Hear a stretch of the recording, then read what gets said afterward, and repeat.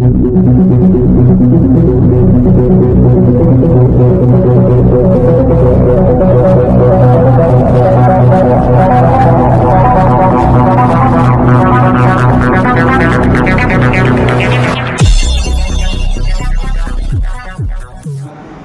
చేసిన అక్రమాలపైన వెంటనే దర్యాప్తు చేయాలని చెప్పేసి మేము డిమాండ్ చేస్తూ ఉన్నాం.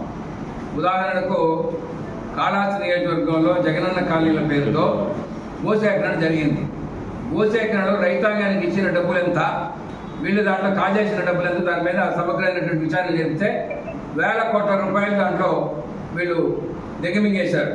ఎందుకంటే ఎప్పుడో 40 ఏళ్ళు 50 ఏళ్ళకు ముందు ఇచ్చినటువంటి దీనమున పట్టాలు లేవని వాళ్లకు సగం అమౌంట్ కూడా ఇవ్వకుండా కొంతమంది దగ్గర వీళ్ళ పేర్లతో మార్చుకొని, వీళ్ళ బినామీ పేర్లతో మార్చుకొని లక్షలాది రూపాయలు ఒక్కొక్క రైతు పట్టాల పైన లక్షలాది రూపాయలు కాజేసేశారు. దీనికి కారణం ఏంటంటే రెవెన్యూ అధికారులు, పోలీసులు వీళ్ళందరినీ పెట్టుకుని ఎవరిని రైతులను మాట్లాడనీయకుండా, నోరు తెరవనీయకుండా ఇచ్చిందే తీసుకోండి, చెప్పిందే శాసనం, ఇచ్చిందే మీకు డబ్బులని చెప్పేసి అలాగే దందా చేశారు. చింతేపల్లి రెవెన్యూ సంబంధించినటువంటి 200 ఎకరాలు, అక్కడ మన పంగూరుకు సంబంధించిన విష్ణు కెమికల్ ఫ్యాక్టరీ సంబంధించినటువంటి అక్కడ 100-150 ఎకరాలు, ఇక్కడ కాళహస్తికి సంబంధించిన దాంట్లో దరిదాపు 600 ఎకరాలు సేకరించారు. 600 సేకరించి కానీ ఈ నియోజకవర్గ ప్రజలకు ఎవరికి ఇలా మొత్తం తిరుపతి ప్రజలకే ఇచ్చేశారు మొత్తం భూములంతా కూడా.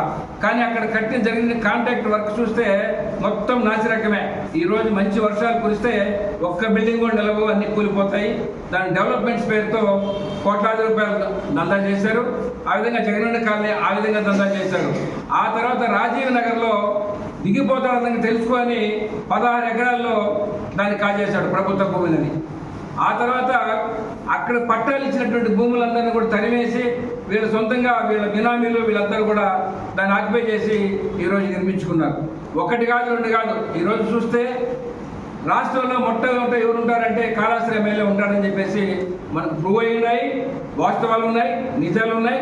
దీని అందరూ కూడా సమగ్రంగా దర్యాప్తు అన్నాసంపల్లి కానించి ఇవన్నీ అనేక రకాలైనటువంటి దందాలు చేశారు. అసలు అంతేందండి, గుడిలో డైరెక్ట్గా పూజారులే మైకులు అనౌన్స్ చేస్తారు. మనం అందరూ 1000 రూపాయలు 1500 1000 కట్టి ఆ సర్పదోష నివారణ పూజ టికెట్ తీసుకుంటే మీకు 116 నుంచి ఇవ్వండి అని చెప్పేసి, సాయంత్రం అయితే ఎమ్మెల్యే గారికి, మాజీ ఎమ్మెల్యే గారికి వాళ్ళ సత్యమణి చేరుతున్న ఆరోపణలన్నీ మనం అన్ని చూసాం. కాబట్టి వీటన్నిటిపైన ఖచ్చితంగా వచ్చినటువంటి కొత్త ప్రభుత్వం, అదేవిధంగా ఇక్కడ శాసనసభ్యులు, కూటమి నేతలు దానిపైన విచారణ చేయాలి. అదేవిధంగా జ్యుడిషియల్ విచారణ చేయాలి. అన్ని రకాల విజిలెన్స్, ఇప్పుడు ఉదాహరణకు కాళహస్తి టెంపుల్ ఉంది. కాళహస్తి టెంపుల్ వెండి దొంగతనం అయింది. ఒకతను కాళహస్తి గుడి దగ్గర వెంకటేశ్వర అతను మాట్లాడినాడు, నా ప్రాణానికి ముప్పు అని చెప్పేసి. ఇంకా కొంతమంది మాట్లాడారు. అయినా మేము 1 నెల రోజులు వేచి కొత్త ప్రభుత్వం వచ్చింది కాబట్టి వాళ్ళు సర్దుకోవాలని చెప్పేసి ఈరోజు చెప్తున్నాం. కాబట్టి వీటిపైన వాళ్ళకైనా ప్రయత్నం భవిష్యత్తులో సీరియస్గా చేయాల్సిన అవసరం ఉంది. మా దగ్గర అన్ని రకాల సర్వే నంబర్లు మొదలుకొని అన్ని రకాల ఆధారాలు ఉన్నాయి. అవసరాన్ని బట్టి త్వరలో బయట పెట్టడమా, లేదనుకుంటే కోర్టులకి అది బిల్ ప్రజా ప్రయోజనాల వాద్యం వేయడమా, లేదనుకుంటే వ్యక్తులతో మాట్లాడించి చేయడమా, ఇవన్నీ వదిలిపెట్టే ప్రసక్తి లేదు.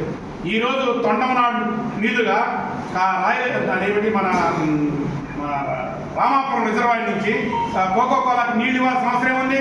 గతంలో ఆయన కృషి చేశారు, గతంలో కలెక్టర్ గారు చేశారు. అదేవిధంగా ల్యాంకో చుట్టుపక్కల విపరీతమైనటువంటి పొల్యూషన్ ఉంది. అదొక పక్క ఉంటే ల్యాంకో పోయే దారి, ఆ ల్యాంకో నుంచి ఆ గ్రామాలకి, చిందేపల్లి గ్రామాలకు వెళ్ళే దారిని ఆక్రమిస్తే, కాబట్టి వెంటనే చర్యలు చేపట్టాల్సిన అవసరం. ప్రారంభంలో రాజీవ్ నగర్లో కొంత హడావుడి, కొంత ప్రయత్నం చేశారు శాసనసభ్యులు మన సుధీర్ రెడ్డి గారు. నేను అప్పుడే సుధీర్కి ఫోన్ చేసి చెప్పాను, ఇంకా చాలా ఉన్నాయి సుధీర్, అన్ని వర్కౌట్ చేయండి అని. అట్లా ఖచ్చితంగా చేస్తామని చెప్పాను. ఇంకా చేయాలని చెప్పి కోరుతున్నాం. అక్కడ రాజీనగర్ దగ్గర మన మాజీ శాసనసభ్యులు ఆక్రమించుకున్న భూమి ఉంది, 16 ఎకరాల పైగా. అందరికీ తెలుసు, మేము త్వరలోనే చెప్తాం. అవసరమైతే మేము అక్కడ జనాలందరినీ కూడగట్టి ఆ స్థలాల్లో ఇల్లు కూడా వేపిస్తాం. ఎటువంటి మొలాజీ కూడా లేదు. కాబట్టి ఇప్పటికైనా ఆ విధంగా చేయాలనేది ఒకటి. ఎందుకు మీరు అనొచ్చు, అసలు కొత్తగా ప్రభుత్వం వస్తే నియోజకవర్గంలో